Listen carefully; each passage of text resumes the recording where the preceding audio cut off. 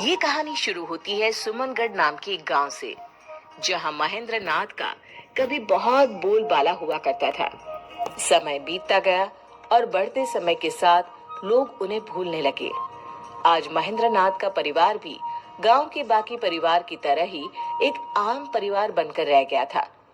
एक हादसे में महेंद्र नाथ की मौत के बाद उनकी पत्नी ने ही घर को संभाला। वो अक्सर अपनी पोती प्रिया को उसके दादाजी की कहानियां बताया करती थी।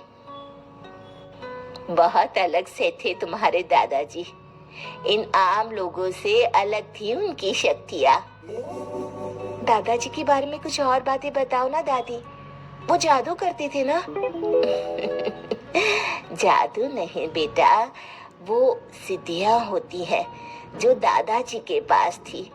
उनके किस्से कितने भी बताऊं कम ही है। क्या माँ, तुम भी इससे ये सब बताने लगी? कल रात को न जाने ये क्या क्या मंत्र पढ़ रही थी। देखो माँ, मैं नहीं चाहता कि इसका ध्यान पढ़ाई से हटे।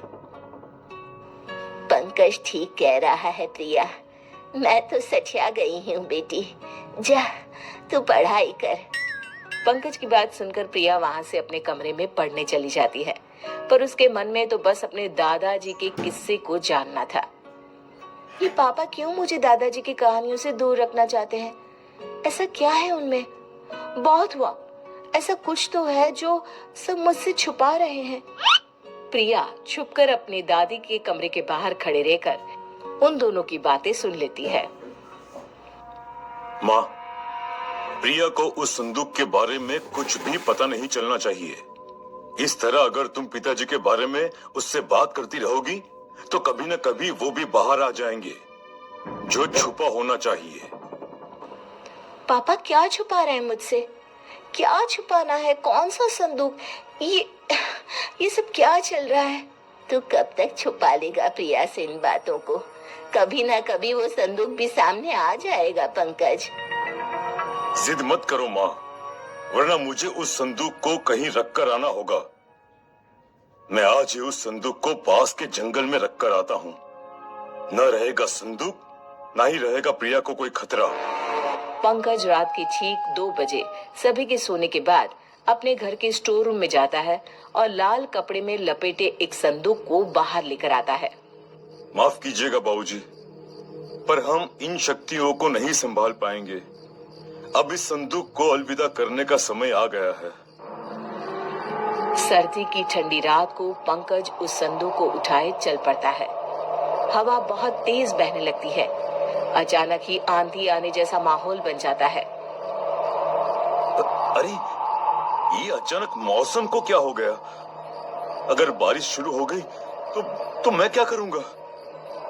तेज हवाओं के बीच जैसे तैसे पंकज जंगल में पहुंचता है और उस संदूक को वहीं रखकर वापस घर आने को लौट पड़ता है। पंकज को रास्ते में वही संदूक दिखाई पड़ता है।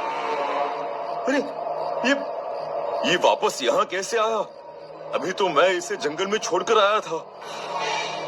पंकज फिर से उस संदूक को जंगल में लेकर जाता है और जमीन में दफना देता है। इस बात से अनजान की प्रिया उसका पीछा कर रही है। पंकज संदूक को दफनाकर निश्चिंत होकर घर वापस आकर सो जाता है। तो इस संदूक को मुझसे छिपाना चाहते थे पापा। लगता है इसमें कोई खजाना है। इसे मैं घर वापस ले जाऊंगी। प्रिया संदूक को वापस अपने घर ले आती है और अपने कमरे में जाकर उसे खोलती है। ये सब क्या चीजें हैं? इतना छोटा सा झाड़ू और ये किताब। क्या पापा इनको छिपाना चाहते थे मुझसे? ओहो, बेकार में इतनी सर्दी में जंगल से इस संदूक को मैं ले आई। कल ही वापस रखाऊंगी। ये कहकर प्रिया सोने चली जाती है। वो जैसे ही आंखें बंद करने वाली होती है, किताब में से एक तेज रोशनी बाहर आती है। झाड़ू खुद ब खुद हवा में उड़ने लगती है। ये सब क्या हो रहा है? किताब में से रोशनी के साथ साथ कई अक्षर हवा में उड़ने लग जाते हैं। कब से अपने मालिक की तलाश कर रहा था मैं। तुम मिल ही गई मुझे प्रिया। प्रिया की आंखों के सामने सभी अक्षर उसके दिमाग में चले जाते हैं। किताब अपने आप बंद हो जाती है। झाड़ू एक छोटा सा डिब्बा बन जाता है और प्रिया की आंख लग जाती है। अगली सुबह। कल रात जो भी मैंने देखा वो मेरा सपना था या हकीकत? तभी कमरे में बैठी हुई प्रिया को दूसरे कमरे में अपने दादी और पापा की बातें सुनाई देने लग जाती है। मैं यहाँ बैठे हुए कैसे सब कुछ सुन पा रही हूँ? ये कैसे हो सकता है? तभी अचानक से प्रिया को अनजाने साए दिखने लग जाते हैं। हमें बचाओ प्रिया, हमें बचाओ। कौन हो तुम लोग? नहीं नहीं, मुझे छोड़ दो। प्रिया की आवाज सुनकर शोभा और पंकज उसके कमरे में आते हैं, पर उन्हें वहां कोई नहीं दिखता। क्या हुआ प्रिया, तुम ठीक तो हो? पापा, मुझे बचा लीजिए। मैं कल वो संदूक अपने साथ ले आई थी। मुझे अब यहाँ पर अजीब से लोग दिखाई दे रहे हैं जो मुझसे मदद मांग रहे हैं। मैं ये जानता था, इसीलिए तो ये सब तुझसे छुपाया मैंने। तेरे दादा यानी मेरे पिताजी महेंद्र नाथ ने लोगों की मदद करने के लिए कई सिद्धियां ली। उन्होंने अपने बारे में तो कभी सोचा ही नहीं। कई अतृप्त आत्माओं को आजाद करवाने में और कई मजबूरों की मदद करने में ही उन्होंने अपना जीवन लगा दिया। उन्होंने अपनी सारी शक्तियां इस संदूक में छुपा कर रखी थी, पर उनके ही एक चेले ने उन्हें धोखे से मरवा दिया और संदूक चुरा लिया, पर वो ये संदूक खोल नहीं सका। मुझे डर था कि कहीं ये शक्तियों को संभालने की शक्ति तुझ में ना हुई, और अगर तू ही इसकी हकदार हुई तो क्या होगा? तेरे दादाजी की सिद्धियां तू ही इस्तेमाल करके लोगों की मदद कर सकती है बेटा। ये आत्माएं बस तुझे ही दिखाई देगी, क्योंकि तू ही है जो इन्हें बचा सकती है। अब जब शक्तियां तुझ तक आ ही गई है तो भगवान तुझे हिम्मत भी देगा। तुझे बस एक गुरु चाहिए जिनसे मैं तुझे मिलवाती हूँ। शोभा अपने पति के बंद कमरे में जाती है, जहां वो अक्सर साधना किया करती थी। जैसे ही प्रिया उस कमरे में जाती है, महेंद्र की आत्मा भी वहां आ जाती है।